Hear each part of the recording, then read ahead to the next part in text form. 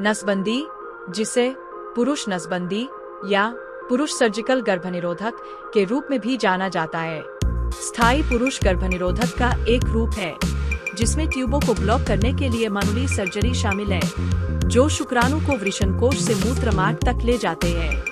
यह रुकावट किसी को गर्भवती करना असंभव बना देती है। यह वीर्य को रुकावट नहीं करता है। यह सुनिश्चित करता है कि वीर्य में कोई शुक्राणु नहीं है। पुरुष नसबंदी प्रक्रिया सुरक्षित है।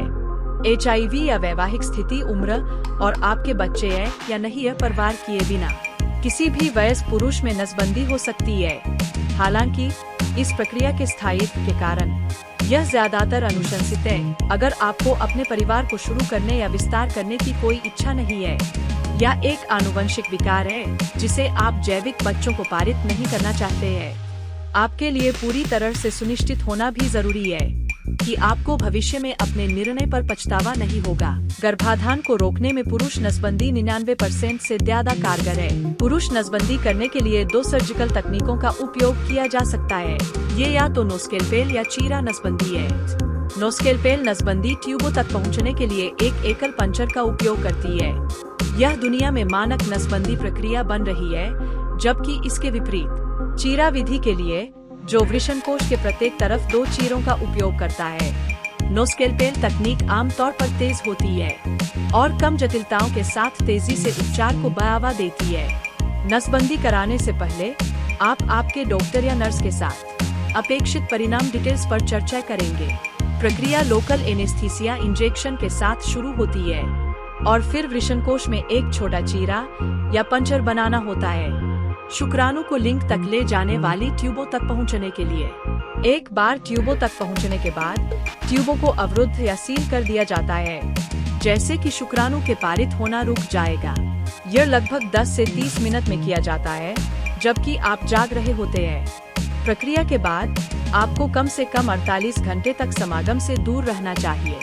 नसबंदी से रिकवरी आमतौर पर जल्दी होती है और ज्यादातर पुरुष कुछ दिनों के अंदर सामान्य गतिविधियों को फिर से शुरू करने के काबिल हो जाते हैं। आप कुछ मामूली चोट या सूजन देख सकते हैं, जो कुछ दिनों बाद चला जाता है। वीर्य को शुक्राणु मुक्त होने के लिए नसबंदी के बाद लगभग 3 महीने लगते हैं। इस समय के दौरान या जब तक वीर्य विश्लेषण पुष्टि करता है कि आपके वीर्य में कोई शुक्राणु मौजूद नहीं है, तब तक बैकअप विधि का उपयोग करें।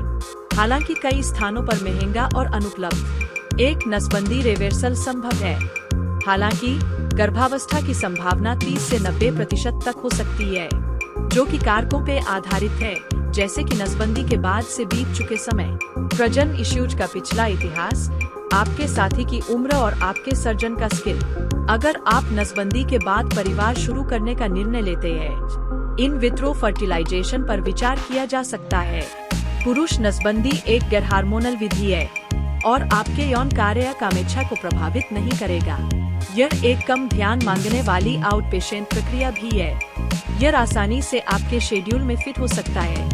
यह ट्यूबल लिगेशन से सस्ता गर्भनिरोधक है और आपकी महिला साथी से इसका बोझ दूर करता है।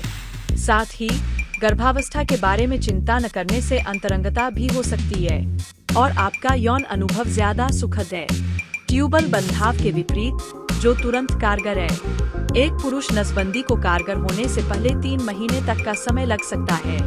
गर्भाधान रोकने के लिए प्रतीक्षा समय के दौरान आपको एक बैकअप गर्भनिरोधक का उपयोग करना चाहिए, जैसे कि निरोध, जबकि पुरुष नसबंदी का आपके स्वास्थ्य पर कोई दीर्घकालिक दुष्प्रभाव नहीं है। यह जटिलताओं के साथ आ सकता है, चीरा या एक हेमेटोमा की साइट पर संक्रमण की तरह, जो त्वचा के नीचे रक्तस्राव, जो सूजन या चोट का कारण बन सकता है। बहुत दुर्लभ मामलों में अवरुद्ध ट्यूब फिर से जुड़ सकते हैं और गर्भाधान की ओर ले जा सकते हैं। पुरुष नसबंदी STI संचरण को नहीं रोकेगी। सुरक्षित रहने के लिए निरोध का प्रयोग करें। पुरुष नसबंदी और अन्य गर्भनिरोधक विधियों के बारे में ज्यादा जानकारी के लिए Find my method at org.org.